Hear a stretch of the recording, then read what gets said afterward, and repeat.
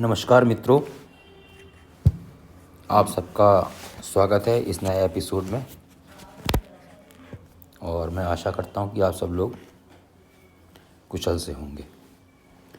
तो जैसा कि साथियों टाइटल आपने देख लिया होगा, आज मैं आपको मंगल दोष के बारे में कुछ जानकारी दूंगा। तो मंगल दोष का सबसे बड़ा हम जब कब देखते हैं मंगल दोष, जब हमको विवाह वगैरह हम देखते हैं तो उसमें मंगल दोष की हम लोग ज़्यादा उसको देखते हैं कुंडली में। जब विवाह कन्या का वर से है ना, जब उसकी कुंडली मिलाई जाती है, जब या विवाह का समय आता है, हम देख रहे होते हैं दोनों की कुंडलियों में, तो उसमें मंगल दोष को प्रमुखता से देखा जाता है, जिसको हम लोग बोलचाल की भाषा में मांगलिक भी कहते हैं कि ये फला लड़की मांगलिक है या फला लड़का मांगलिक है। तो विभिन्न प्रकार से इसको हम बोलते हैं। तो मंगल दोष क्या है, देखिए, जो हमारे उसमें शास्त्रों के अनुसार मंगल दोष, जब मंगल, मैंने इसमें देखिए कुंडली एक बनाई हुई है, उदाहरण कुंडली, और इसमें ये सभी भाव में मैंने सारे ग्रह लिख दिए हैं जो अशुभ ग्रह हैं। और देखिए इसमें द्वादश से द्वादश भाव में और प्रथम भाव में लग्न में यानी, और फोर्थ हाउस में, है ना, और सेवन्थ में और एट्थ में जब मंगल होता है तो उसको मांगलिक कहते हैं। लेकिन यहाँ पर एक सबसे महत्वपूर्ण जानकारी ये है, जो कि शायद बहुत कम लोगों को पता होगा, कि हमको मंगल को ही नहीं देखना है। ये आपको मालूम होना चाहिए कि मंगल दोष सिर्फ मंगल से ही उत्पन्न नहीं होता है। चूँकि मंगल सबसे ज़्यादा अशुभ है, तो इसीलिए हम उसको मंगल दोष की संज्ञा दे देते हैं। लेकिन शनि, राहु, केतु और सूर्य भी क्रूर ग्रह अशुभ में, इनका कैटेगराइजेशन होता है, इनको माना जाता है ना। तो कहने का तात्पर्य यह है कि जब इन ग्रहों में 12वें में, लग्न में, पहले में, मतलब चौथा, सातवां, आठवां, इनमें मंगल के अलावा अगर ये बाकी ग्रह भी होंगे, अशुभ ग्रह, शनि होंगे, राहु केतु होंगे, सूर्य होंगे, तो भी उसको मंगल दोष उसको बोला जाएगा, है ना। हम बोल रहे हैं मंगल दोष मंगल के कारण, क्योंकि मंगल इनका लीडर है, एक तरह से समझ लीजिए। सबसे ज़्यादा अशुभ होने के कारण मंगल इनका लीडर है, तो हम उसको मंगल दोष बोलते रहे। अदरवाइज़ वो दोष उस कुंडली में इन जो क्रूर ग्रह हैं उनके कारण भी होता है। अब कितना होता है, तो मैंने देखी यहाँ पर आपको यहाँ पर एक चार्ट, ये इसमें बगल में लिस्ट बनाई हुई है कि मंगल से तो 100% होगा, और शनि से 80% आप मान के चलिए, है ना, और राहु से 60, केतु से 50 और सूर्य से 25% आप दोष मान के चलिए। तो कहने का तात्पर्य यह है कि फॉर एग्ज़ाम्पल मान लीजिए हम अष्टम भाव में मंगल को देख रहे हैं, तो हमको क्या होगा कि 100% मंगल दोष होगा, है ना। और अगर वहीं पर शनि बैठा हो अष्टम भाव में, तो हम 80% उसको मानेंगे। राहु बैठा हो तो 60% मानेंगे, केतु हो तो 50% मानेंगे, और सूर्य हो तो 25% मानेंगे। तो इस प्रकार से ये एक डायरेक्शन है, मतलब उसको कैलकुलेशन करने की। तो मैं उम्मीद करता हूँ कि आप सब लोग इसको समझ गए होंगे यहाँ तक, है ना। तो जब भी हम कुंडली देखते हैं तो आपको मंगल को ही नहीं देखना है, बाकी इन ग्रहों को भी देखना है कि ये भी तो नहीं बैठे हैं इन भावों में। अगर ये भी बैठे हैं तो वो कुंडली उतनी ही और मांगलिक हो जाएगी, है ना, उसमें और दोष आ जाएगा। ठीक है। तो जिस प्रकार से अब इसमें क्या होता है कि जिस प्रकार हम लग्न से देख रहे हैं, उसी प्रकार हमको चंद्र लग्न से भी देखना है ना।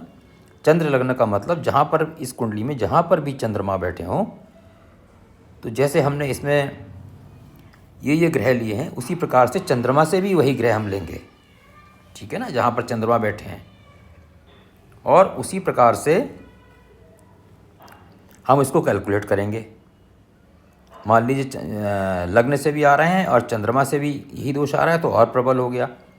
और उसके बाद शुक्र से भी, शुक्र लग्न से भी इसको देखना चाहिए। शुक्र लग्न मतलब जहाँ पर भी शुक्र इस कुंडली में बैठे होंगे, तो उसको हमको लग्न मान लेना है, ठीक है ना। उसको लग्न मानते हुए एक पत्रिका आप घुमा लें चाहें तो उसको, या वहीं से कैलकुलेट कर लें, जैसे भी आपको सुविधा हो, तो उससे भी हमें देखना है। तो चंद्रमा से अगर मान लीजिए चंद्र लग्न से आता है, चंद्र लग्न से भी मान लीजिए कोई मांगलिक है और चंद्र लग्न से भी मांगलिक बन गया, तो उसका 50% उसमें समझ लीजिए और उसमें दोष आ गया। और इसी प्रकार अगर शुक्र लगने से भी आ गया तो ये मान के चलिए कि 25% और दोष बढ़ गया उसका। ठीक है ना। मान लीजिए लग्न से कोई था तो 100% था, चंद्रमा से भी वो मांगलिक निकल रहा है तो 50% हो गया, और शुक्र से भी हो गया तो 175% हो गया। कहने का मतलब प्रबल मांगलिक हो गया। तो ये तो मांगलिक मंगल दोष कैलकुलेशन करने की कि कितना प्रबल मांगलिक है या हल्का मांगलिक है, ये तरीका आप समझ गए होंगे। अब इसमें हम क्या देखेंगे कि ये भी बहुत महत्वपूर्ण है कि जब हम मान लीजिए वर का देख रहे थे, तो हम अब कन्या के उसमें कुंडली में देखेंगे। अगर इन्हीं भावों में जहाँ पर हमारा मंगल है उसी भाव में मान लीजिए किसी के अष्टम भाव में मंगल बैठा है तो वो मांगलिक हो गया। उसी प्रकार से अगर कन्या के 8वें भाव में अगर मान लीजिए मंगल बैठे हैं तो उसका मंगल दोष आपस में समाप्त हो जाएगा। या अगर उसकी जगह शनि बैठे हैं तो भी मंगल दोष कट जाएगा। तो इसी प्रकार आप देखेंगे कि कन्या के उसमें या वर के उसमें दोनों में कितने ग्रह, कितने अशुभ ग्रह इन राशियों, इन भावों में बैठे हैं, तो दोनों की कुंडलियों में कैलकुलेट करके फिर आप उसका प्लस माइनस निकालेंगे कि मंगल दोष बचा है तो कितना बचा है और किसकी कुंडली में बचा है। तो उसके अनुसार आप जो है फिर आगे विचार विमर्श करेंगे या जो भी आप स्टेप लेना है उसको लेंगे। ठीक है ना। तो यहाँ तक आपको समझ में आ गया होगा। मैं आपकी सुविधा के लिए यहाँ पर लिख भी देता हूँ कि इसी में लिख देता हूँ, ये मंगल के कारण हुआ था, ये चंद्र कुंडली से और ये शुक्र कुंडली से। ठीक है ना। अच्छा, अब क्या होता है कि जो क्रूर ग्रह सप्तम या अष्टम में होते हैं तो वे विशेष पीड़ा कारक होते हैं। ठीक है ना।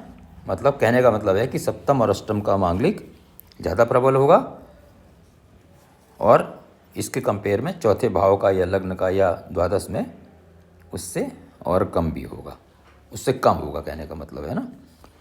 और कहीं कहीं जो है साउथ इंडिया में विशेष तौर पर या कहीं जगह सेकंड हाउस, इस भाव में भी अगर मंगल होता है तो उसको ही मांगलिक माना जाता है। तो लेकिन हम लोग यहाँ नॉर्थ इंडिया में कम मानते हैं तो इसको हम छोड़ दे रहे हैं।